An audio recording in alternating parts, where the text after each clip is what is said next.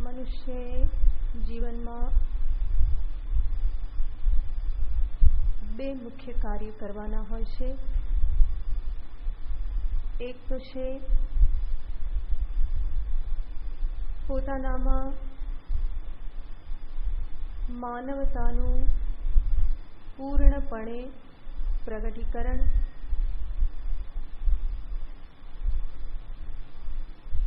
બીજું છે પોતાની બ્રહ્મતાને પીછાણવી. માનવતાની અભિવ્યક્તિ અને બ્રહ્મતાની પીછાણ, આ બે જીવનમાં મુખ્ય કાર્ય છે.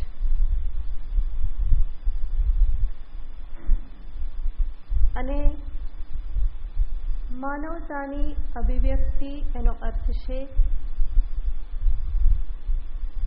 પોતાનામાં સહજ સ્વાભાવિક થઈ ગયેલી પશુતામાંથી ઉપર ઉઠવું અને માનવતાને વધારે ને વધારે ઊર્ધ્વ બનાવવી, દેવત્વનું આહ્વાન કરતા રહેવું, સદ્ગુણ સંપત્તિમાં વૃદ્ધિ કરતા રહેવી, પોતાની આંતરિક સમૃદ્ધિ, આંતરિક પરિપક્વતામાં વૃદ્ધિ કરતા રહેવું, તો એને કહેવાય છે માનવતાનું પ્રગટીકરણ. માનવને ભગવાને સુંદર મન હૃદય આપ્યા છે, સરસ મજાની વિચારવંતી બુદ્ધિ આપેલી છે. તો આ સર્વનો ઉપયોગ કરી અને પોતાના એક માનવરૂપ વ્યક્તિત્વનો વિકાસ કરે. અને એ વિકાસને જે વ્યક્તિ પામી ગયેલ છે એના માટે જ ભગવાન આ શબ્દ વાપરે છે યોગયુક્ત. યોગયુક્ત, જે યોગથી યુક્ત થયો છે. અને અહીંયા યોગ એટલે આપણે પહેલા પણ જોયેલું હતું સમત્વ બુદ્ધિરૂપી યોગ, જેણે પોતાના જીવનમાં આ સમત્વને પ્રાપ્ત કરેલું છે. જીવનમાં પ્રાપ્ત થતી વિભિન્ન પરિસ્થિતિઓમાં જે અત્યંત ચંચળ કે વિહવળ થઈ જતો નથી, પરંતુ જે ધૈર્ય ધારણ કરી રાખે છે, એનો વ્યવહાર, એનું ચિંતન, આ બધું વ્યવસ્થિત છે. ક્ષણ ક્ષણમાં એનો મૂડ બદલાતો નથી. સુભાષિતમાં કહેવામાં આવ્યું છે ક્ષણે તુષ્ટા ક્ષણે રૂષ્ટા તુષ્ટા હૃષ્ટા ક્ષણે ક્ષણે અવ્યવસ્થિત ચિત્તસ્ય પ્રસાદોપી ભયંકરઃ. તો કેટલાક મનુષ્ય કેવા હોય, ક્ષણે તૃષ્ટા તુષ્ટા ક્ષણે રૂષ્ટા, એક ક્ષણમાં એ તુષ્ટ થઈ જાય, ખુશ થઈ જાય, અને બીજી ક્ષણે ફરી રૂષ્ટ એટલે કે રિસાઈ જાય. તુષ્ટા હૃષ્ટા ક્ષણે ક્ષણે, ઘડીકમાં એ ખુશ થઈ જાય, ઘડીકમાં એને દુઃખ લાગી જાય, ઘડીકમાં રિસાઈ જાય, ઘડીકમાં ગુસ્સો કરી દે. તો એવા અવ્યવસ્થિત ચિત્તસ્ય, આ શું દર્શાવે છે? એનું ચિત્ત, એની મનોદશા કેવી છે? અવ્યવસ્થિત છે. સુભાષિત કહેશે એવા વ્યક્તિનો પ્રસાદોપી ભયંકર, એની પ્રસન્નતા આપણા ઉપર થાય, એ આપણા ઉપર ખુશ થાય તો પણ એ કેવું બની રહેશે? ભયંકર જ બની રહેશે. એનો અર્થ શું? એવા લોકોથી દૂર રહેવાનું. તો એ કોઈ માનવતા નથી, એ પશુતાનું લક્ષણ છે. ઘડીકમાં વારી જવું, ઘડીકમાં ગુસ્સે થઈ જવું, આવેશમાં આવી જવું, આ બધી પશુતા છે. તો એવી વ્યક્તિને માટે, એવી અવ્યવસ્થિત ચિત્તવાળી વ્યક્તિને માટે આ અધ્યાત્મ પથ નથી. ભગવાને જે કહ્યું યોગયુક્ત, એનો અર્થ છે જેનું ચિત્ત વ્યવસ્થિત છે, જેનું ચિંતન વ્યવસ્થિત છે, જેની ભાવનાઓ વ્યવસ્થિત છે, જેનો વ્યવહાર વ્યવસ્થિત છે. તો આ પ્રમાણે સમગ્ર વ્યક્તિત્વને, વ્યવહારને વ્યવસ્થિત જેણે બનાવ્યા છે એને ભગવાન કહે છે યોગયુક્ત. અને આ પ્રમાણે જીવન, વ્યવહાર, ભાવના આ બધું વ્યવસ્થિત હોવાથી જ એ વિશુદ્ધાત્મા છે, વિજિતાત્મા છે અને એ જીતેન્દ્રિય છે. તો આ બધું જ એક પ્રકારે માનસિક પરિપક્વતા કે માનવતાની પૂર્ણ રૂપે અભિવ્યક્તિ છે. મનુષ્યમાં જ એવું સામર્થ્ય છે કે જે પોતાના અંતઃકરણને શુદ્ધ કરી શકે. મનુષ્યમાં જ એવું સામર્થ્ય છે જે પોતાના મનને, ભાવનાઓને સંયમિત કરી શકે. એનામાં જ એવું સામર્થ્ય છે કે જે પોતાની ઇન્દ્રિયોને સંયમિત કરી શકે, નિયંત્રણમાં રાખી શકે. કોઈ પશુમાં આવું સામર્થ્ય નથી કે જે પોતાના સ્થૂળ શરીર, મન કે ઇન્દ્રિયો ઉપર કોઈ પ્રકારે સંયમ ધારણ કરી શકે. તો મનુષ્યમાં આ સામર્થ્ય નિહિત છે. ભગવાન કહેશે કે એને પ્રગટ કરવાનું છે. આજે કાર્યકરણ સંઘાત ઉપર તું પ્રભુત્વ પ્રાપ્ત કરી શકે છે. એના ઉપર સંયમ, નિયમન તું પ્રાપ્ત કરી શકે છે. એના વ્યવહારોને તું વ્યવસ્થિત બનાવી શકે છે. ઇન્દ્રિયના વ્યવહારને તું વ્યવસ્થિત કરી શકે છે, ઇન્દ્રિયોને સંયમમાં રાખીને.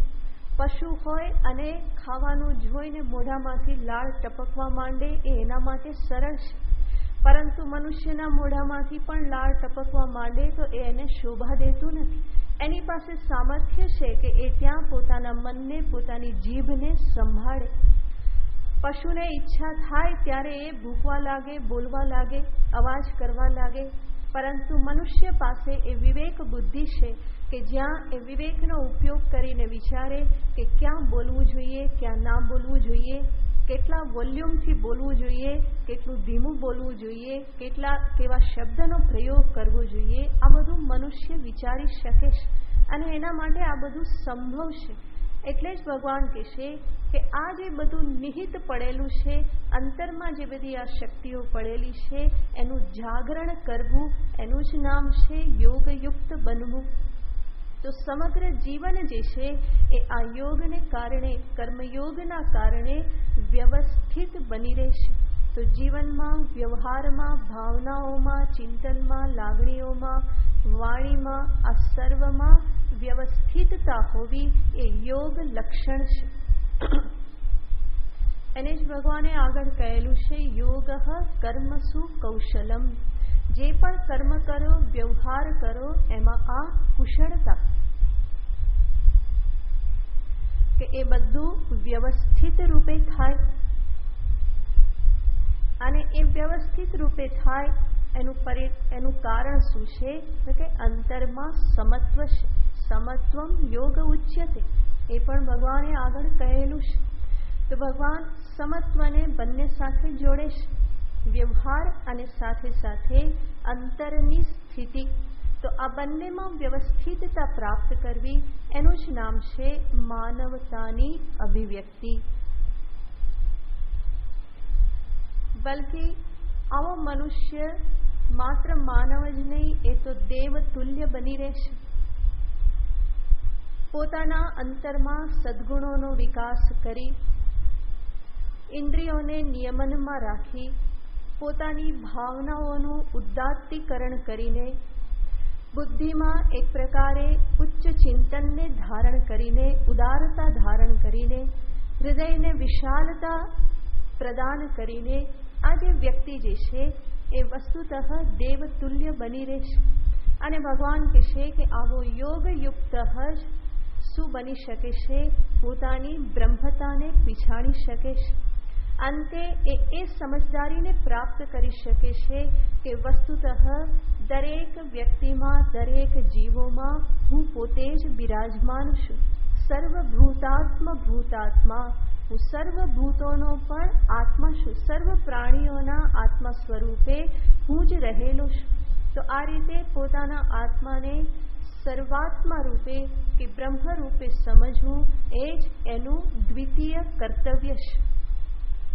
તો આ બંનેને ભગવાને અહીંયા દર્શાવ્યું અને કહ્યું કે આવી વ્યક્તિ કુર્વન અપી ન લિપ્યતે. સર્વભૂતાત્મ ભૂતાત્મા કુર્વન અપી ન લિપ્યતે. એને જીવનનું આ ચરમ લક્ષ્ય સિદ્ધ થતા આ મહાન ફળની ઉપલબ્ધિ થાય છે કે જે મહાન ફળ છે કર્મ બંધનથી એ લેપાતો નથી. કુર્વન અપી, કરવા છતાં પણ એ બંધનમાં એ પોતે આવતો નથી.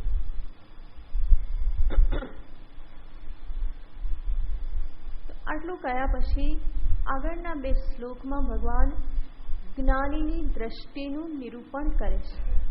એવી રીતે કઈ દ્રષ્ટિ, એવી રીતે કઈ સમજદારી એની પાસે છે કે જેના પરિણામે એ કરવા છતાં પણ લેપાતો નથી. તો એને આ 2 શ્લોકમાં ભગવાને દર્શાવ્યું. 8મા અને 9મા શ્લોકમાં નૈવ કિંચિત કરોમીતિ યુક્તો મન્યેત તત્વવિત. તત્વવિત મન્યેત, તત્વવિત આ પ્રમાણે માને છે. ગઈ વખતે આપણે વિચાર કરેલો કે તત્વવિત કોને કહેવાય. તત્વનો અર્થ છે અનારોપિતાકાર વસ્તુ, એટલે કે વસ્તુ ઉપર બીજું કંઈ પણ આરોપણ કર્યા વગર જેવી છે એવું એનું દર્શન કરવું. તો એને કહેવાય, એ દર્શન કરનારો જે છે એને કહેવાય તત્વવિત. તો કોઈ પણ પ્રકારના આરોપ રહિત, નામરૂપના આરોપ રહિત, અન્ય કોઈ પણ ઉપાધિ ધર્મના આરોપ રહિત આત્મ સ્વરૂપ જેવું છે એવું એને પીછાણવું અને એ રીતે જે જાણે એને જ ભગવાન અહીંયા કહેશે તત્વવિત. તો આ તત્વ, અહીંયા ભગવાન જે તત્વની વાત કરે છે એ તત્વ મારું પોતાનું સ્વરૂપ છે.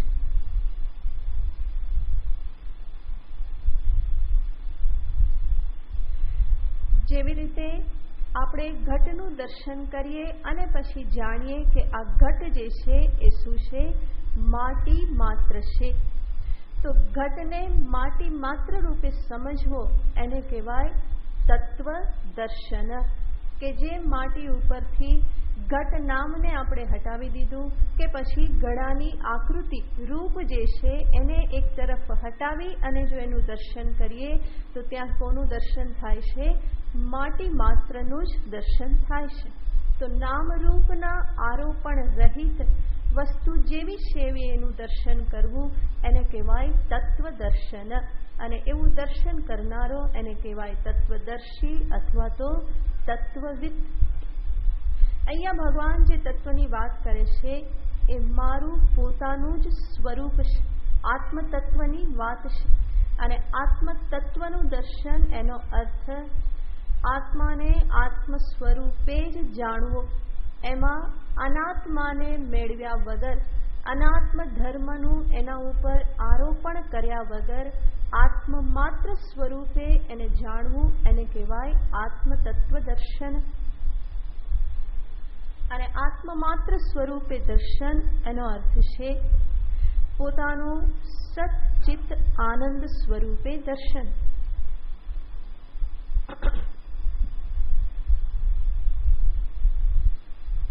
તો આવું આ તત્વ જે છે ભગવાન કહેશે કે એને જાણવાનું છે. તારા પોતાના સ્વરૂપને તારે જાણવાનું છે. માત્ર માનવતાનું પ્રગટીકરણ કરી લેવું એટલું પૂરતું નથી. એ જીવનનું ચરમ લક્ષ્ય કે એ અંતિમ મંજિલ નથી. પરંતુ એ કર્યા પછી પણ આ કાર્ય બાકી રહેશે કે હું મારી બ્રહ્મતાને પીછાણું, હું મારા તત્વ સ્વરૂપને ઓળખું. તો આવું આ જે તત્વ જે છે એ તત્વ વાસ્તવમાં અનુભવનો વિષય છે. એ માત્ર શબ્દાડંબરનો વિષય નથી. શબ્દના આડંબરોથી એને ઘેરી લેવું એટલા માટે એ તત્વ નિરૂપણ નથી, પરંતુ એ મારું જ પોતાનું સ્વરૂપ છે. એને હું અહમ રૂપે જાણું એના માટેનો આ બધો પ્રયત્ન છે. એવા સ્વરૂપને જાણનારો ભગવાન કહેશે તત્વવિદ. નૈવ કિંચિત કરોમિ ઇતિ મન્યેત. યુક્ત, યુક્ત જે યોગયુક્ત, અને યોગયુક્ત થયેલો જે હવે શું બન્યો છે, તત્વવિદ થયેલો છે.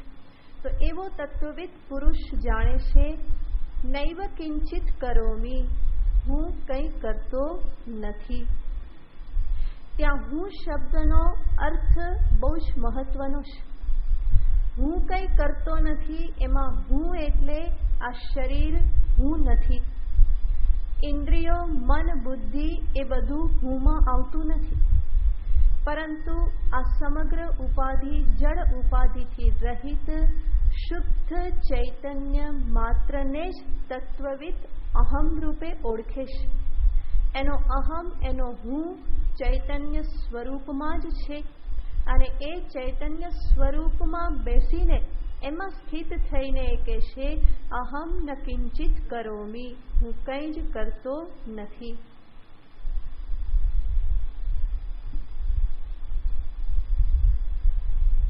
કંઈ કરતો નથી એનો અર્થ નહીં કે ચૂપચાપ હલ્યા ડુલ્યા વગર બેસી ગયેલો છે.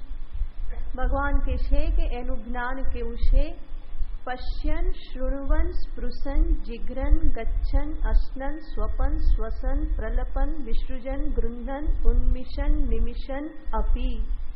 આ બધું જ કરવા છતાં પણ, પશ્યન જોવા છતાં પણ, શૃણવન સાંભળવા છતાં પણ, આ બધા જ કાર્યો જે પણ કર્મ છે એ બધા થતા રહેશે. અને એ બધું જ કરતો હોવા છતાં પણ સ્વયંનો નિશ્ચય શું છે? હું કંઈ કરતો નથી. આમ પણ આપણે જોઈએ તો ઘણા બધા એવા કર્મો છે કે જ્યાં ખરેખર મનુષ્ય જોઈ જ શકે કે હું કંઈ કરતો નથી. શ્વાસ ચાલે છે, કેવી રીતે ચાલે છે? તમે કહી શકો કે હું ચલાવું છું, યાદ પણ રહેતું નથી અને છતાં પણ શ્વાસ ચાલ્યા કરે છે. ભોજન ખાઈ લીધું ને પેટમાં જાય પછી આપણે તો ભૂલી જઈએ, સિવાય કે ક્યારેક દુખાવો થાય ને દોડાદોડી કરવી પડે તો જ યાદ આવે. બાકી તો ખાઈ લીધું પછી એ ભોજન ભૂલાઈ જાય છે. તો ભોજનનું પાચન થાય છે, શ્વાસ ચાલે છે, અંદર બધું રક્ત પણ ચાલી રહેલું છે, નસ નાળીઓમાં અંદર બધું ધમધમાટ ચાલી રહેલું છે. કોણ અભિમાન કરી શકે કે આ બધું હું કરું છું? કોઈ એવું અભિમાન કરી શકે નહીં. તત્વવિદ જાણે છે કે જેવી રીતે આ બધું ચાલે છે એવી જ રીતે બહારનું પણ બધું ચાલે છે. જેમ અંદરનું હું કંઈ કરતો નથી એવી રીતે બહારનું પણ હું કંઈ કરતો નથી.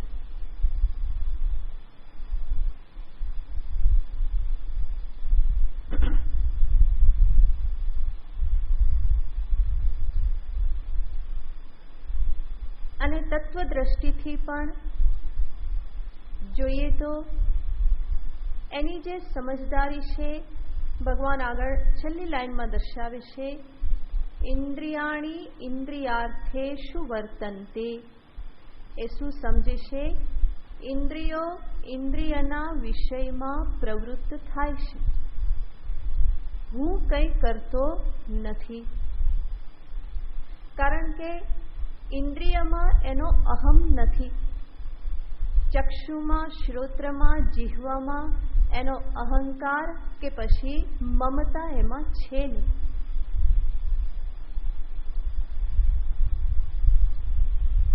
અને એટલે એના દ્વારા જે વ્યવહાર થાય એ વ્યવહારમાં પણ એનું પોતાનું કોઈ અહમ કરતા એ પ્રમાણેનું અભિમાન બનતું નથી.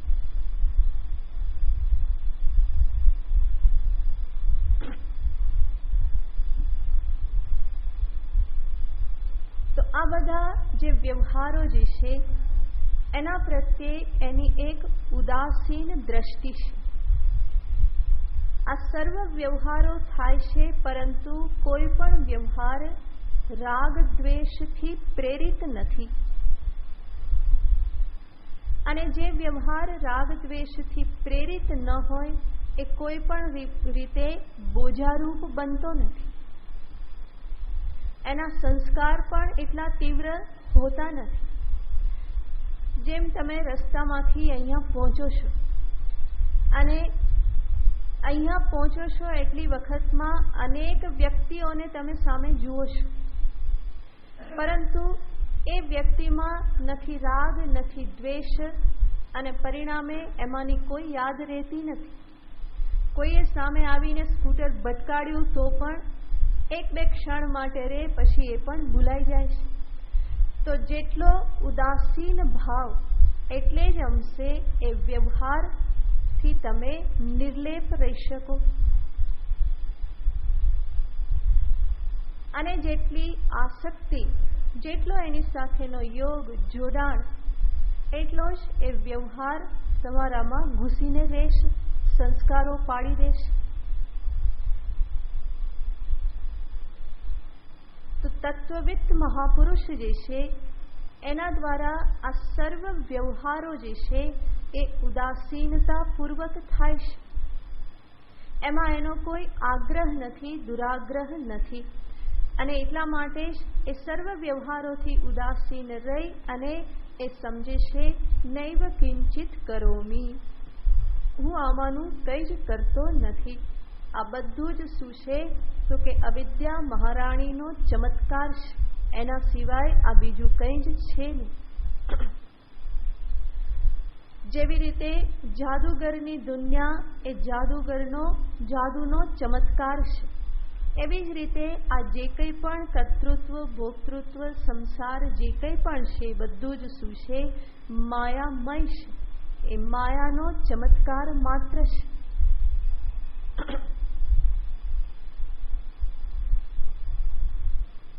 અને માયામય સ્વરૂપે જાણતો હોવાથી જ ક્યાંય એ પોતે બંધાતો નથી. જેવી રીતે સ્વપ્નને આપણે સ્વપ્ન રૂપે સમજી લઈએ તો પછી એ સ્વપ્ન આપણા માટે કોઈ બંધન કારણ બનતું નથી કે કોઈ બોજારૂપ બનતું નથી. આપણે શું કહીએ છીએ, એ તો સ્વપ્ન હતું. સ્વપ્ન હતું એનો અર્થ શું? એમાં કોઈ તથ્ય નહોતું. તો તત્વવિત્ત મહાપુરુષ જે છે એ આ જાગ્રત જગતને પણ સ્વપ્નવત જ જુએ છે. એ જાણે છે કે વસ્તુતઃ આમાં કોઈ તથ્ય નથી. તથ્ય કે તત્વ સ્વરૂપ તો હું પોતે જ છું. બ્રહ્મ સ્વરૂપ જ માત્ર તત્વ છે, એના સિવાયનું બીજું બધું જ અતત્વ છે. એકમ વસ્તુ નિત્યમ બ્રહ્મ તદન્યત સર્વમ અનિત્યમ. એક જ નિત્ય બ્રહ્મ છે, એના સિવાયનું બીજું બધું જ અનિત્ય છે. અને તત્વવિદની દ્રષ્ટિએ માત્ર અનિત્ય નથી, એ સાથે સાથે પ્રતીતિ માત્ર છે, એમાં કોઈ જ તથ્ય રહેલું નથી.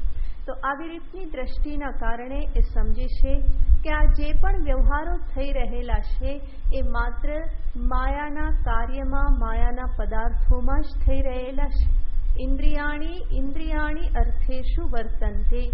ઇન્દ્રિયો જે છે એ પોતપોતાના વિષયમાં પ્રવૃત્ત થાય છે. ચક્ષુ રૂપનું દર્શન કરે છે, શ્રોત્ર શબ્દનું જ્ઞાન પ્રાપ્ત કરે છે, જીહવાથી રસજ્ઞાન થાય છે, ઘ્રાણથી ગંધ જ્ઞાન થાય છે. તો આ ઇન્દ્રિયો જે છે એ ઇન્દ્રિયના વિષયમાં પ્રવૃત્ત થાય છે. તો આ સમગ્ર પ્રવૃત્તિ કે વ્યવહાર જે છે એ અનાત્મ ક્ષેત્રમાં છે. શુદ્ધ ચિદ્ઘન સ્વરૂપમાં આમાંનો કોઈ વ્યવહાર નથી.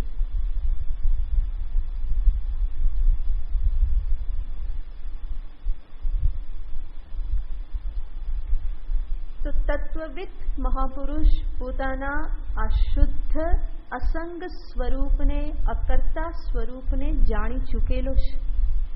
એના ઉપર એ કંઈ પણ આરોપણ કર્યા વગર એનું દર્શન કરે છે. અને એટલે જ અનાત્મામાં થતા વ્યવહારો ક્યારેય પણ એને સ્પર્શ કરતા નથી.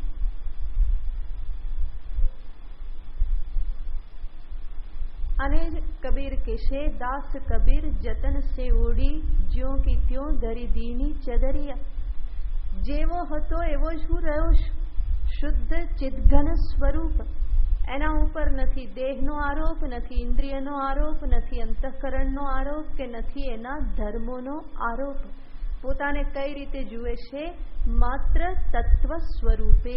જેમ ગઈ વખતે આપણે જોયેલું હતું કે અજ્ઞાની મનુષ્યને હંમેશા આદત છે કે અહમની સાથે એ અનાત્માને જોડી જ દેશે. હું કોણ? તો એ કોણની જગ્યાએ કંઈક ને કંઈક આવી જ જાય છે. પણ તત્વવિદ શું સમજે છે? હું કોણ? તો કે હું, એના સિવાયનું બીજું કંઈ નહીં. અને એ હું એટલે બ્રહ્મ માત્ર. ત્યાં સુધી કે બ્રહ્મજ્ઞાની મનુષ્ય પોતાને બ્રહ્મજ્ઞાની પણ સમજતો નથી, એ જ્ઞાનીપણાનું અભિમાન રાખતો નથી. એ શું સમજે છે? એ બ્રહ્મજ્ઞાની નહીં, પરંતુ પોતાને એ બ્રહ્મરૂપ જ સમજે છે. હું બ્રહ્મજ્ઞાની નહીં, પરંતુ કોણ છું? બ્રહ્મ જ છું. તો આવા પ્રકારની એની દ્રષ્ટિ છે, અને એટલા માટે જ કોઈ પણ કર્મ એને લેપાતું નથી. હંમેશા કર્મની સાથે જેનું અભિમાન જોડાયેલું હોય એને જ એ કર્મ અને કર્મના ફળ ફરી પાછા એને મળે છે.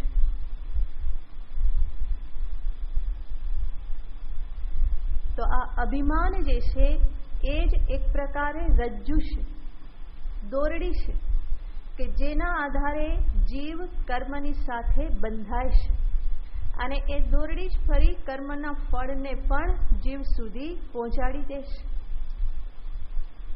તો કર્મ કરતી વખતે રાખેલું અભિમાન જ કર્મ ફળને ફરી પાછું પોતાના સુધી ખેંચી લાવે છે. પણ એ દોરડીને જ કાપી દીધી તો પછી કર્મને કે ફળને મારી સાથે જોડાવાનો કોઈ અવસર જ પ્રાપ્ત થતો નથી.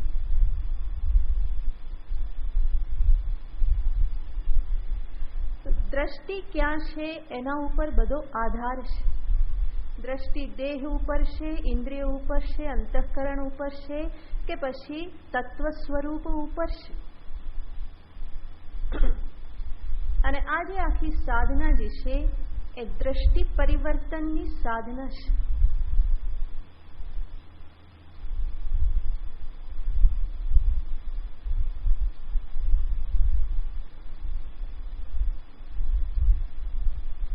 આને જ મીરાબાઈ કહેશે, ઉલટ ભઈ મોરે નયનન કી. મારા નયનની ઉલટ ભઈ, દ્રષ્ટિનું પરિવર્તન થયું. અને દ્રષ્ટિ પરિવર્તન થવાથી શું થયું? ભવસાગર સબ સુખ ગયા. તરવાની પણ ચિંતા નથી. શા માટે? ભવસાગર જ કેવો થઈ ગયો? સુકાઈ ગયો. તો એને સુકાવનાર કોણ છે? આ દ્રષ્ટિ પરિવર્તન. આ જ્ઞાનાગ્નિ જે છે એ જ આ ભવસાગરને સુકાવી દેશે. અને ભવસાગરનું સુકાઈ જવું એનો અર્થ છે આ કર્તૃત્વ ભોક્તૃત્વમાંથી બહાર આવી જવું. કર્તૃત્વ ભોક્તૃત્વ જ આ ભવસાગર કે સંસારને ચાલુ રાખે છે. અને અજ્ઞાની પુરુષ જે છે એ આ કર્તૃત્વ ભોક્તૃત્વથી ઉપર ઉઠેલો છે. દેહાદિ સંઘાતથી પોતાને ઉદાસીન અસંગ રૂપે એને જાણેલ છે. એક વખત કોઈ મહાત્માના ઉપર કોઈ આરોપ થયો અને એને કોર્ટમાં જવું પડ્યું બયાન આપવા માટે. તો જ્યારે કોર્ટમાં ઊભા તો પેલા મેજિસ્ટ્રેટે એને પૂછ્યું કે તમે કોણ છો? કે એટલે પેલા મહાત્મા કે તને હું કોણ દેખાવશું? કે તો પેલા મેજિસ્ટ્રેટ કે મને તમે એક માણસ દેખાવશો? કે એક હાડ ચામ વાળા એક માણસ દેખાવશો? તો પેલા મહાત્મા કે તું તો ચમાર જ રહ્યો. કે જજને કહેશે કે તું તો ચમાર જ રહ્યો. તો મેજિસ્ટ્રેટ કે શા માટે ભાઈ? એ કે તને દેખાય છે શું? ચામડું જ દેખાય છે. જેને ચામડું દેખાય એને શું કહેવાય? ચમાર કહેવાય. કે તો કે તને ચામડું જ દેખાય છે માટે તું કોણ છે? જજ નહીં, પરંતુ છે કોણ? તો કે ચમાર છે. તને જો આત્મ સ્વરૂપ દેખાતું હોય તો તું આત્મજ્ઞાની છે, પણ દેખાય છે શું? ચામડું જ દેખાય છે. તો પેલા મેજિસ્ટ્રેટ પણ થોડા સત્સંગી હશે, જાગી ગયા. એણે કહ્યું કે આ ક્યાં મહાપુરુષને એ લઈ આવ્યા કે મારી ભૂલ થઈ ગઈ, કે એમનું બયાન થઈ ગયું, છોડી દો એને. એ કે જાઓ મહાત્મા, બધું પૂરું થઈ ગયું, પગે લાગુ, કે મારી ભૂલ થઈ ગઈ. કે તો આ દ્રષ્ટિ જ એને છોડાવી દેશે. જો એ પોતે દેહમાં બેઠા હોત અને કે હું કોણ છું? તો કે ફલાણો ફલાણો આનંદ સરસ્વતી છું. તો તરત જ શું થાત? તરત જ એનું બીજું કંઈક પ્રશ્ન થાત, ફરી ક્યાંક બાંધવામાં આવત. તો દેહમાં બેઠેલા હોય, નામમાં બેઠેલા હોય તો જરૂર બંધન ત્યાં પ્રાપ્ત થાય. પરંતુ મહાત્મા ક્યાં બેઠેલા હતા? આત્મસ્થિતિમાં. અને એટલા માટે આત્મસ્થ થઈને બોલ્યા તો કોઈ કર્મફળ એમને સ્પર્શ કરી શક્યું નહીં. ત્યાંથી મુક્ત કરી દેવામાં આવ્યા કે જાઓ ભાઈ, બધું પૂરું થઈ ગયું. તો આત્મજ્ઞાનનો જ આ મહિમા છે કે એ કર્મ અને કર્મફળથી લેપાયમાન થવા દેતું નથી. જે પાપ પુણ્યથી મને છોડાવે છે, કર્તૃત્વ ભોક્તૃત્વથી જે મને છોડાવે છે. તો એવી રીતે ભગવાન અહીંયા કહે છે કે આ બધું થાય છે, પરંતુ એ શું સમજે છે?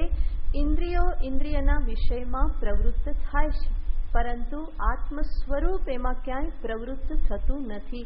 તો આ પ્રમાણે ઇન્દ્રિયાણી ઇન્દ્રિયાર્થેષુ વર્તન્તે ઇતિ ધારયન. આ પ્રમાણેની ધારણા નિશ્ચય સાથે એ શું સમજે છે? નૈવ કિંચિત કરોમી, હું કંઈ પણ કરતો નથી. સંગ નથી એટલા માટે જ ત્યાં જોડાવાનું નથી. અસંગ આત્મ સ્વરૂપમાં સ્થિતિ છે.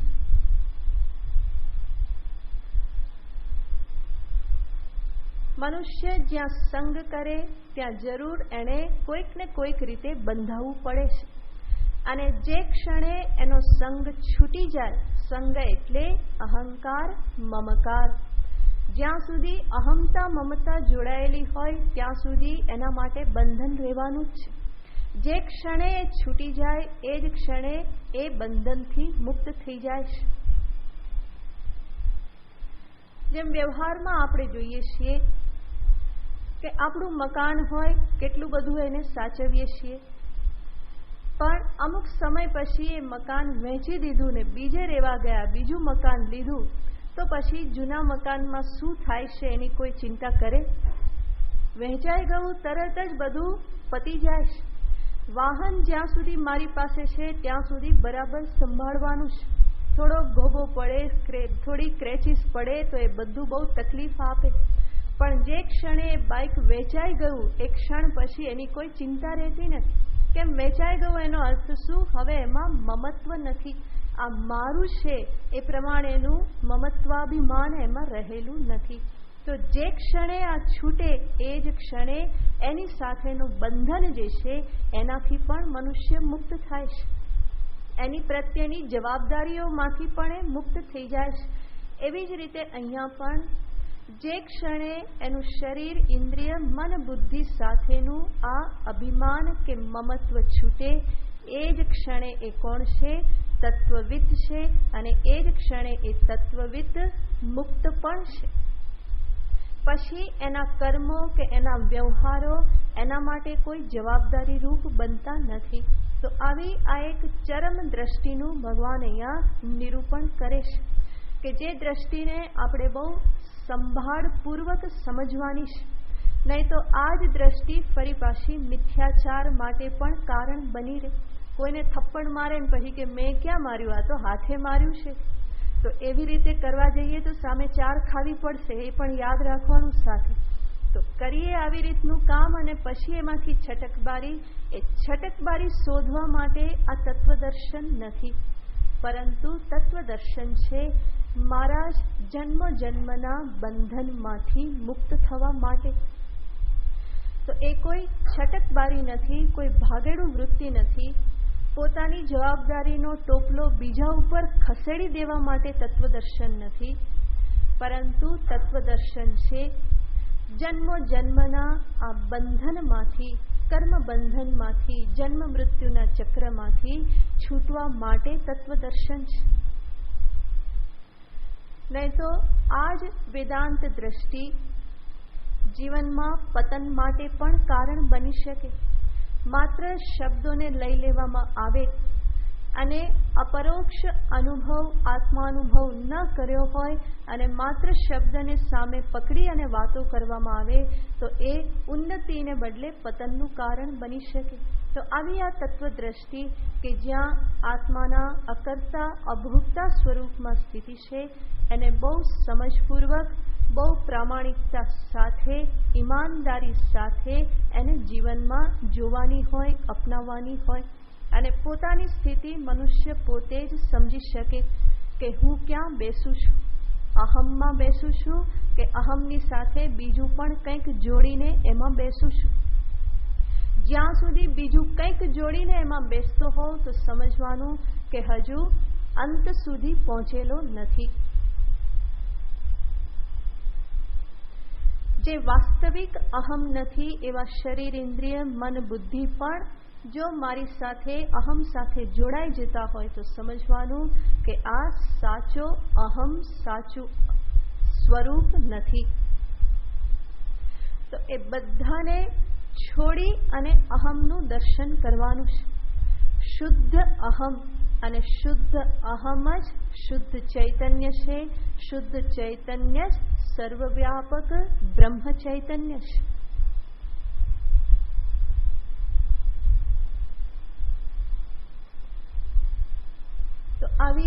વેદાંત દ્રષ્ટિનું નિરૂપણ કરી અને ભગવાન દર્શાવે છે કે એ કુર્વન અપી ન લિપ્યતે, સર્વ પ્રકારના આ કર્મ એના દ્વારા થવા છતાં, કુર્વન કરવા છતાં એટલે ફરી પાછું જ્ઞાનીનું એમાં અભિમાન નથી, પરંતુ કુર્વન શબ્દને આપણે લેવાનો કે એ બધું જ થતું હોવા છતાં પણ એમાંનું કંઈ એને સ્પર્શ કરતું નથી.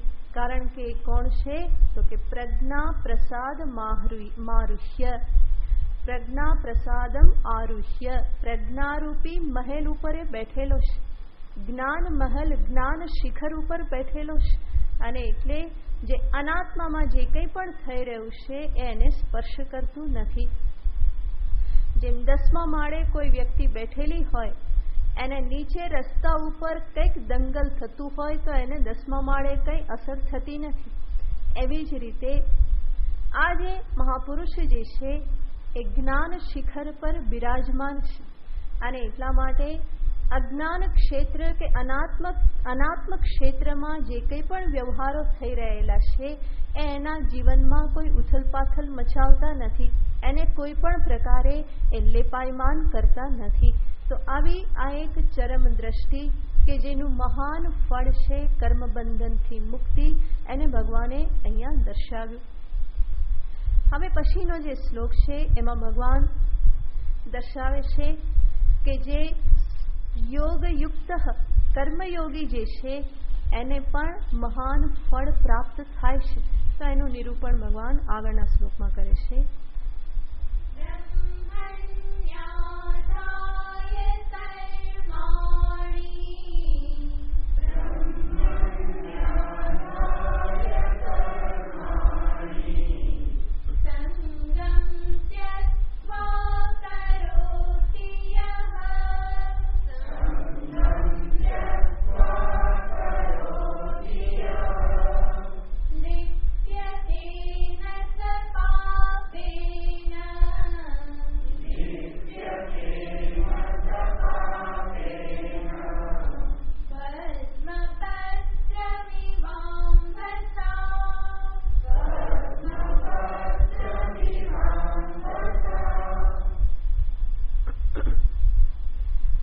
તત્વવિદ મહાપુરુષ તો કર્મબંધનથી છૂટી જાય છે, પરંતુ જે તત્વવિદ નથી પરંતુ કર્મયોગી છે તો એના કર્મબંધનનું શું?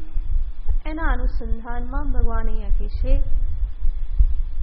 બ્રહ્મણી આધાય યહ કર્માણી કરોતિ. ફરી ભગવાન આ વાક્યમાં કર્મયોગનું જ નિરૂપણ કરે છે. ભગવાન કહે છે કે એ પણ ઘણે અંશે કર્મલેપથી મુક્ત થઈ જાય છે. બ્રહ્મણી આધાય, બ્રહ્મમાં કર્મને મૂકીને, બ્રહ્મમાં એટલે ઈશ્વરમાં, બાકી નિર્ગુણ નિરાકારમાં શું લેવાનું મૂકવાનું? તો બ્રહ્મણી આધાય એનો અર્થ છે ઈશ્વરાર્પણ ભાવનાથી યહ કર્માણી કરોતિ, ઈશ્વરને અર્પણ કરવાની ભાવનાથી જે કર્મ કરે. અને ત્યાં પણ શું રહેલું છે? સંગમ ત્યક્ત્વા. આ શબ્દ મહત્વનો છે. કર્મ ફળની સાથેના સંગનો ત્યાગ કરીને.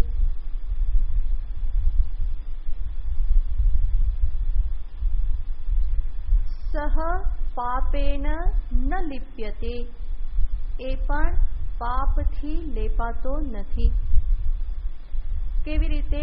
પદ્મપત્રમ ઇવ અંબસા, જેવી રીતે કમળમાં જલમાં રહેલું કમલપત્ર.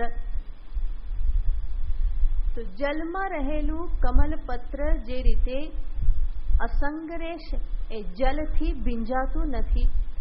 એવી જ રીતે આવો કર્મયોગી જે છે એ કર્મરૂપી જલમાં રહેવા છતાં પણ એ ફળથી ભીંજાતો નથી. તો ફળ એને લેપાયમાન કરતું નથી.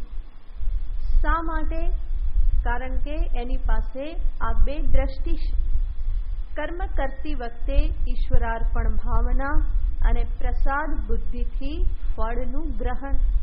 આ બે એવી મહાન દ્રષ્ટિ, મહાન સમજદારી એને પ્રાપ્ત થયેલી છે કે જેના પરિણામે એ પણ કર્મથી લેપાતો નથી, કર્મ બંધનથી બંધાતો નથી. તો બ્રહ્મણી શબ્દનો અહીંયા અર્થ થાય છે ઈશ્વર. નિર્ગુણ બ્રહ્મ જ જ્યારે સગુણ બને તો એને ઈશ્વર કહેવામાં આવે છે.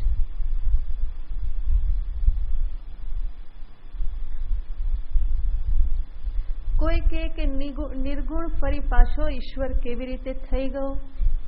એનો ઉત્તર એ છે કે નિર્ગુણ બ્રહ્મ જ્યારે સમગ્ર જગત રૂપે અભિવ્યક્ત થઈ શકે તો એક ઈશ્વર ઉપાધિ રૂપે અભિવ્યક્ત ના થઈ શકે. બધું જ એ અભિવ્યક્ત થાય છે, એનું જ બધું સ્વરૂપ છે. તો સગુણ ઈશ્વર પણ કોનું સ્વરૂપ છે? એ જ નિર્ગુણ બ્રહ્મની જ એ પ્રમાણે અભિવ્યક્તિ છે. તો એવા ઈશ્વરમાં કર્માણી આધાય, એમાં કર્મોને મૂકીને, અર્પણ કરીને, તો ઈશ્વર અર્પણ ભાવનાથી, ઈશ્વર પ્રીત્યર્થે કર્મયોગ ભાવનાથી, આ બધા શબ્દોના સમાન અર્થ થાય છે. એવી રીતે ઈશ્વર અર્પણ ભાવનાથી યહ કર્મ કરોતિ, અને ઈશ્વર અર્પણ ભાવનાથી કરે છે માટે જ સંગમ ત્યક્ત્વા, બીજો કોઈ હિસાબ એની પાસે નથી. એ કરે છે, કર્મ ફળ માટેનો એ સંગ પોતે રાખતો નથી. તો આને જ કહેવાય છે ઈશ્વર પ્રત્યે અર્પણ.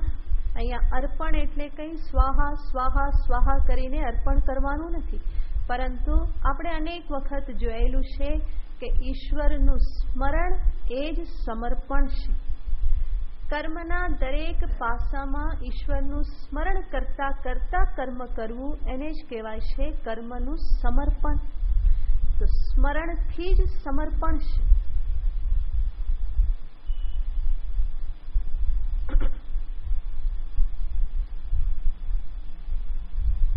તો આવી વ્યક્તિને માટે એને કર્મમાં જ આનંદ છે. ફળ માટેની એ કોઈ ચિંતા કરતો નથી. કર્મ પણ શેના માટે કરે છે? ઈશ્વર પ્રીતિના અર્થે. ભગવાન ભાષ્યકાર અહીંયા દ્રષ્ટાંત આપે છે કે જેવી રીતે સેવક પોતાના સ્વામી માટે કર્મ કરે છે, ભૃત્ય ઇવ સ્વામ્યર્થમ, જેવી રીતે સેવક પોતાના સ્વામીને માટે કર્મ કરે છે. એનો અર્થ શું? જે સાચો સેવક છે, સાચો નોકર જે છે, એ ક્યારેય વેતન ઉપર દ્રષ્ટિ રાખતો નથી. એની દ્રષ્ટિ ક્યાં હોય છે? એના સ્વામીની પ્રસન્નતા ઉપર દ્રષ્ટિ હોય છે.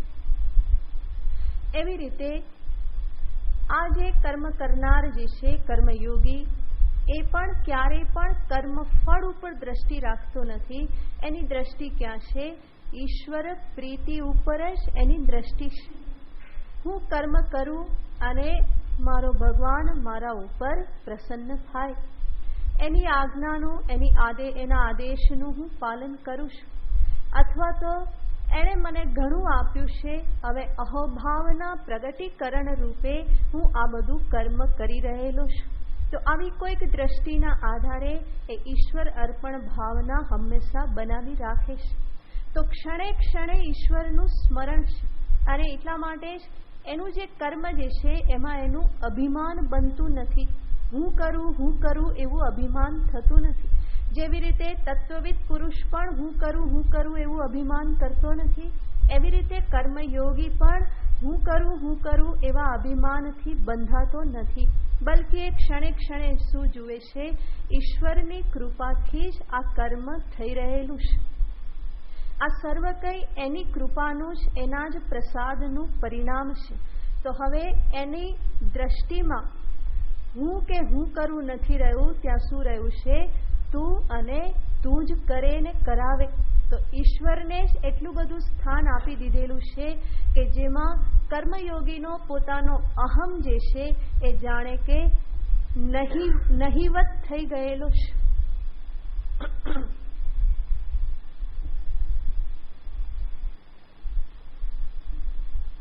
એટલે જ મહાપુરુષો કહે છે કે કર્મ કરતા કરતા ભગવાનનું નામ લેતા જાઓ. मुख में हो राम नाम, राम सेवा हाथ में. તો હાથમાં રામનું કામ અને મુખમાં રામનું નામ. નામ અને કામ બંને સાથે સાથે ચાલે તો કામ એ બંધનકારી ના બને.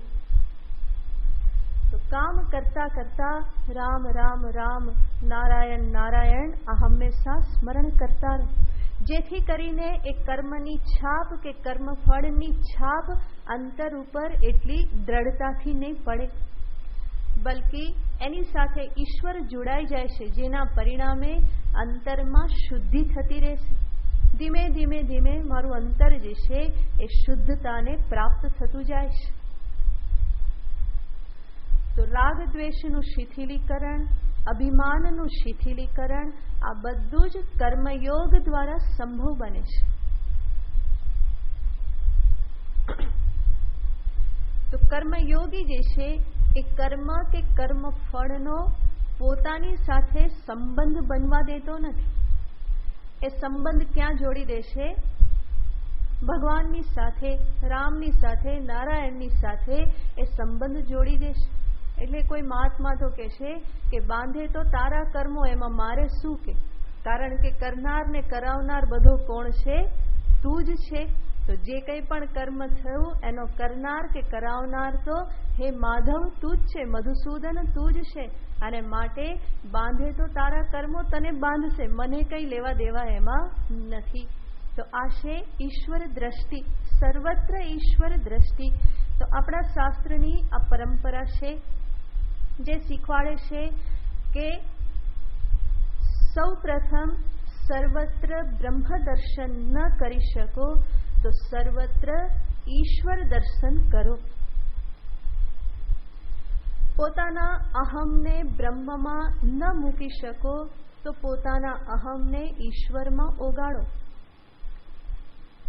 ઈશાવાસ્યમ ઇદમ સર્વમ, ઉપનિષદ દર્શાવે છે કે આ બધું જ ઈશ્વર વડે આચ્છાદનીય છે. તો કાં તો ઈશ્વર સત્તાના દર્શન કરો અને નહીં તો બ્રહ્મ સત્તાના દર્શન કરો, પણ સીધું બ્રહ્મ દર્શન સંભવ નથી. માટે શાસ્ત્ર આ આખી પ્રક્રિયા દર્શાવે છે કે પ્રારંભ ક્યાંથી કરો? ઈશ્વર દર્શનથી પ્રારંભ કરો. અને સર્વત્ર ઈશ્વર દર્શન કરતા કરતા કરતા અંતે બાકી શું રહેશે?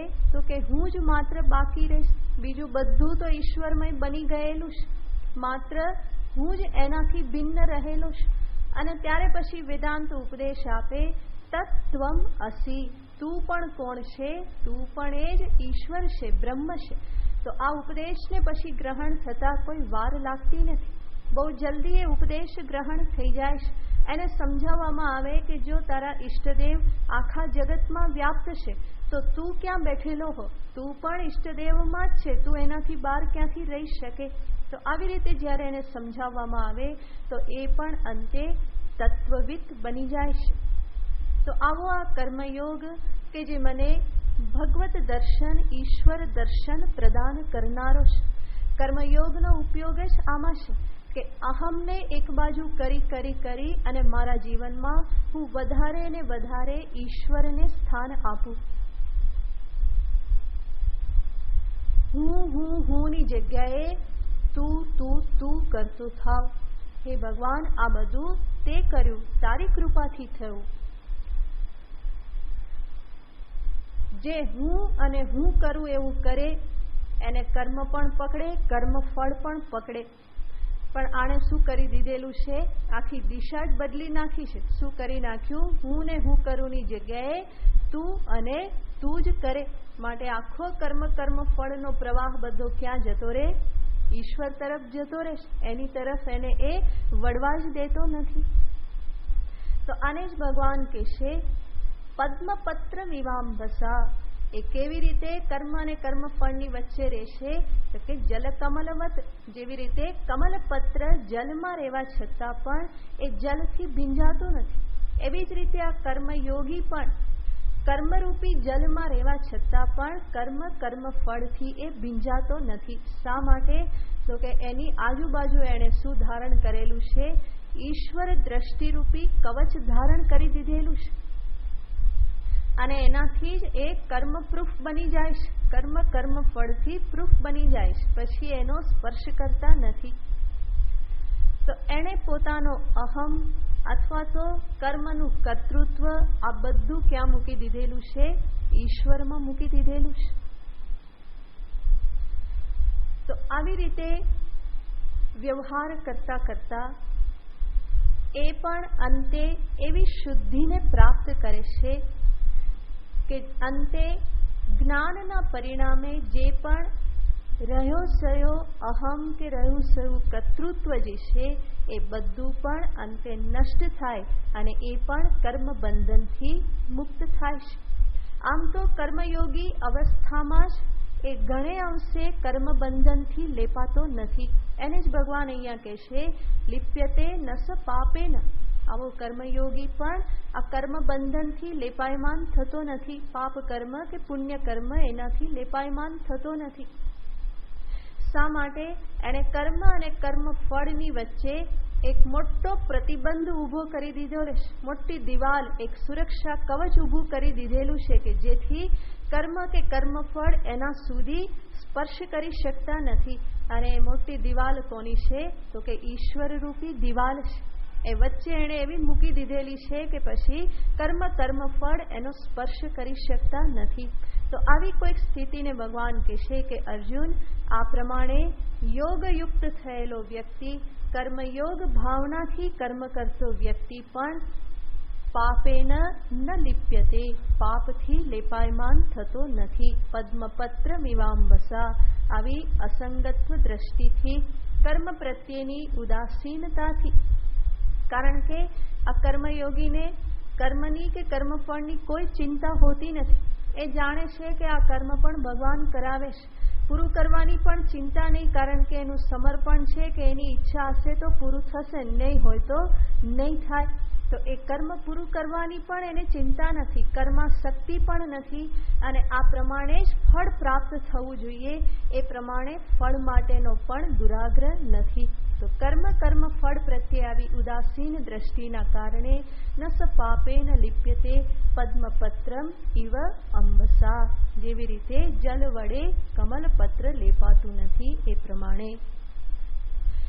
આ રીતે જ્યારે ભગવાને કહ્યું, અર્જુન પ્રશ્ન કરે કે પ્રભુ, કર્મયોગી જે કર્મ કરે છે, તમે કહો છો કે એ કર્મફળથી લેપાતો નથી, પણ એણે કરેલા કર્મનું કોઈને કોઈ ફળ તો ઉત્પન્ન થવાનું જ નહીં.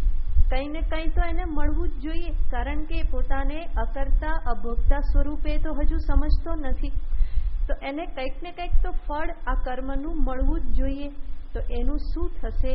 તો ભગવાન કહેશે કે એને પણ ફળ પ્રાપ્ત થાય છે. પણ એ ફળ શું છે? આત્મશુદ્ધિ, અંતઃકરણ શુદ્ધિ રૂપી ફળ એને પ્રાપ્ત થાય છે, જેનું નિરૂપણ આગળ ભગવાન કરે છે. ઓમ પૂર્ણમદ પૂર્ણમિદં પૂર્ણાત પૂર્ણમુદચ્યતે પૂર્ણસ્ય પૂર્ણમાદાય પૂર્ણમેવાવશિષ્યતે. ઓમ શાંતિ શાંતિ શાંતિ. હરિ ઓમ શ્રી ગુરુભ્યો નમઃ. હરિ ઓમ.